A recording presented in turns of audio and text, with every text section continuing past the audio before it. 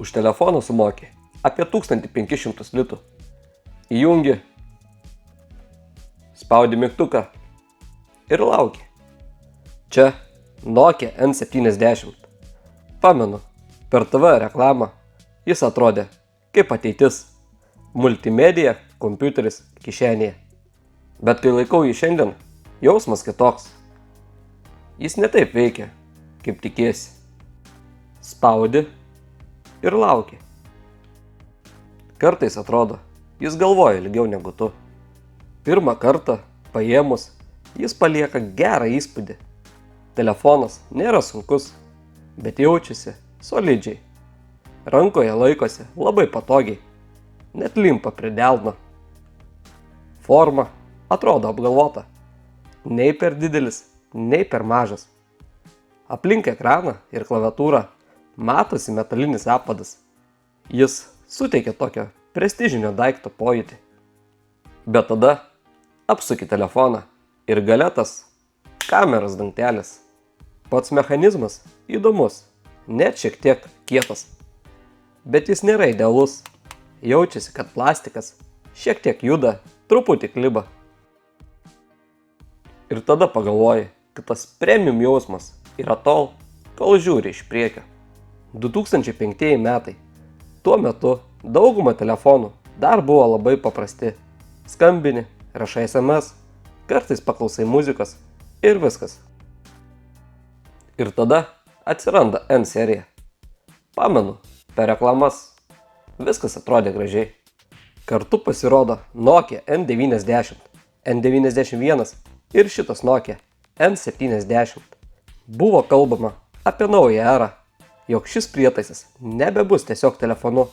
Jis taps mažu kišeniniu kompiuteriu. Tuo metu tai skambėjo įspūdingai. Atrodė, kad čia jau ateitis.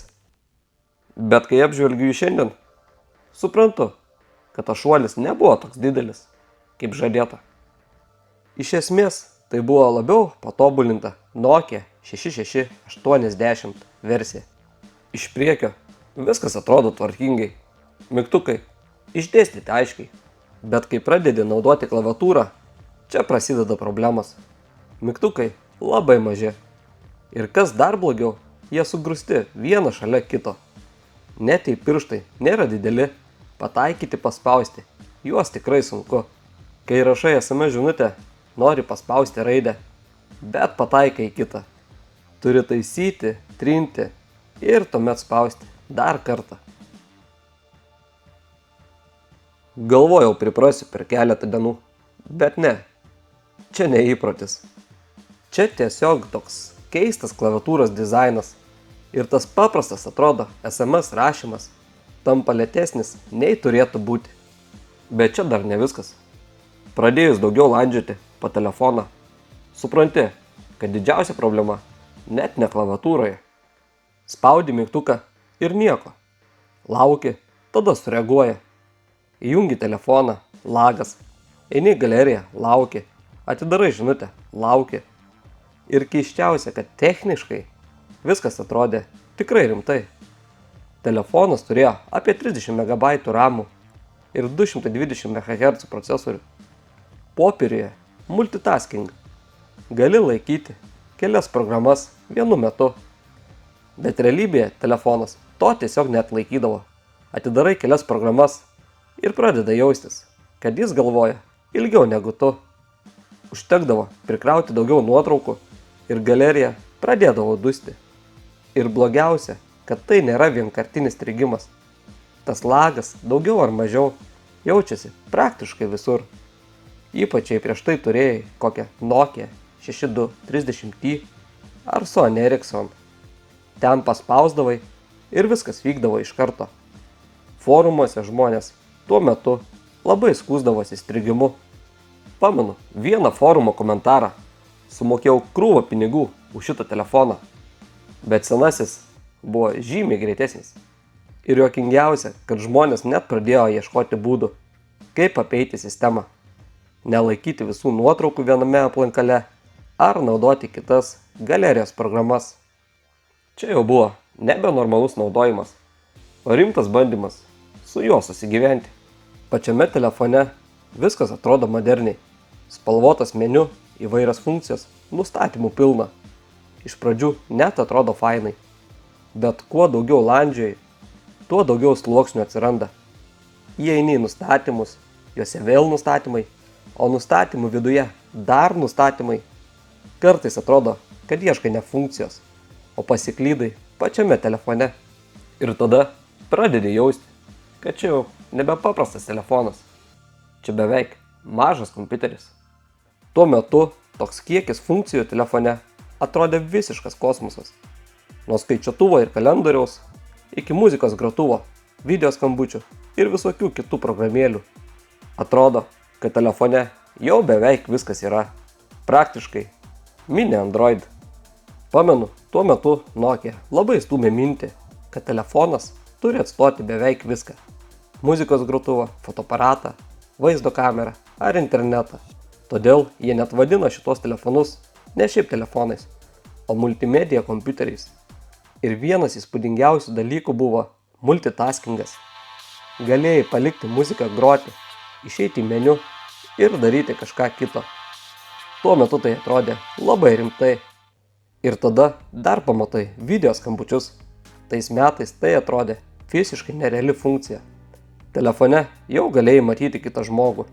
Šiandien tai atrodo normalu, bet tuo metu toks dalykas atrodė beveik kaip iš filmo. Tik problema ta, kad realybėje nelabai buvo kam paskambinti. Dauguma žmonių tokią funkciją matė tik reklamose. Bet čia dar ne pabaiga. Nokia buvo prikrovusi visokių keistų ateities funkcijų. Viena iš jų buvo Visual Radio. Idėja skambėjo labai futuristiškai. Klausai radijo, o telefono ekranas rodo informaciją apie dainas ar atlikėjus. Bet problema buvo ta, kad visa ta vizualinė dalis veikia per internetą. O tuo metu mobilus internetas nebuvo pigus. Todėl mažai kas norėjo deginti megabaitus vien dėl radijo paveikslėlių. Todėl daugumai tai liko tiesiog ta keista funkcija, kurios beveik niekas nenaudoja. Turbūt labiausiai wow tuo metu atrodė Movie Director. Galėdavai telefone pasirinkti nuotraukas, video ar muziką ir telefonas pats sukurdavo tokį mini klipuką su efektais ir perėjimais. Šiandien tai atrodo visiškai normalu, bet 2005 metais telefonas, kuris pats montuoja video pagal muziką, atrodė nerealiai. Tuo metu tokiems dalykams dažniausiai reikėdavo kompiuterio, o čia viską darai tiesiog telefone.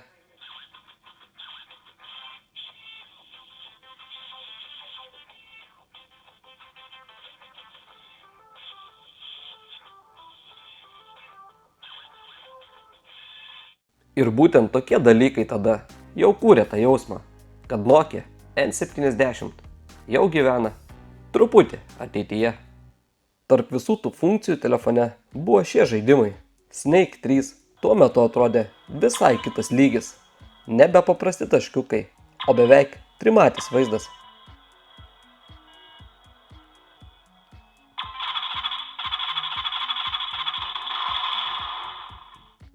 Snowboard irgi tuo metu atrodė labai įspūdingai. Telefonui tokia 3D grafika tada jau buvo rimtas reikalas.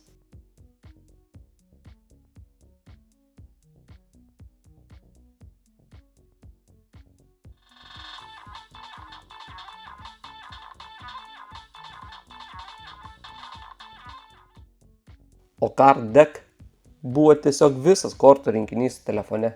Ir tokių smulkmenų pilnai užtekdavo, kad telefonas atrodytų dar įdomesnis. Tuo metu 2 megapikselių kamera telefone jau buvo didelis dalykas. Per reklamas atrodė taip, lyg telefonas jau gali pakeisti fotoaparatą. Ir smagiausias momentas buvo pats kameros dangtelis. Pastumi jį ir kamera automatiškai pasileidžia. Tas momentas tuo metu jautėsi labai kietai. Atrodė, kad telefonas pats supranta, ką nori daryti. Dieną nuotraukos gaudavosi visai neblogos. Kambaryje jau pradėdavo trūkti šviesos. Bet tikrai ne taip, kad nieko nesuprastum. Turbūt didžiausia problema kameroje – autofokuso nebuvimas. Bandai fotografuoti tekstą ar kažką iš arti ir dažnai viskas gaunasi, tiesiog išsilieja. Priekyje dar buvo ir antra kamera, video skambučiams. Aišku, šiandien jos kokybė gal ir nenustebinsi, bet 2005 metais vien tai, kad telefone jau yra 2 kameros, atrodė fantastiškai. Kuo daugiau landžiai po Nokia N70, tuo daugiau įdomių smulkmenų pradedi pastebėti. Pavyzdžiui, virš ekrano buvo šviesos jutiklis. Tuo metu atrodė beveik kaip magija. Įeini į tamsesnį kambarį ir klaviatūros apšvietimas pats įsijungi. Egzistavo ir specialus Nokia N70-5 modelis. Jis buvo skirtas rinkoms, kur tuo metu dar neveikė 3G ryšys. Telefonas atrodė praktiškai identiškai, tik priekyje tiesiog nebuvo kameros. Ir turbūt keisčiausias faktas, su Nokia N70 buvo nufilmuotas net trumpametražis dokumentinis filmas. Jis laikomas pirmuoju indišku filmu nufilmuotų mobiliojo telefono kamera. Dabar skamba keistai, bet tada N serijos kameros jau atrodė kažkas daugiau negu tiesiog žaisliukas telefone. Ir kuo ilgiau jį naudoji, tuo labiau supranti vieną dalyką. Šitas telefonas labai stipriai bandė būti ateitimi. Tuo metu jis atrodė kaip kažkas daugiau negu paprastas telefonas. Atrodė, kad čia jau prasideda visai kita era. Bet kartu labai jautėsi, kad technologijos dar nebuvo pilnai pasiruošusios. Idėjos didelis, bet pats telefonas kartais tiesiog nebespėdavo jų pavežti. Ir turbūt todėl Nokia N70 šiandien palieka labai keistą jausmą. Vienu momentu jis atrodo labai pažangus savo laikui, bet kitu sėdi ir lauki, kol telefonas pagaliau sureaguos. Ir šiandien paėmus N70 į rankas, matosi tas momentas, kuomet telefonai pradėjo keistis. Ne viskas čia veikia tobulai, kartais net labai netobulai. Bet būtent tokie telefonai ir buvo pradžia to, ką šiandien laikome visiškai normalių dalykų. Aš Laimonas ir čia 53 archyvas. Vieta, kur sena technologija vėl atgyja. Iki kitų prisiminimų.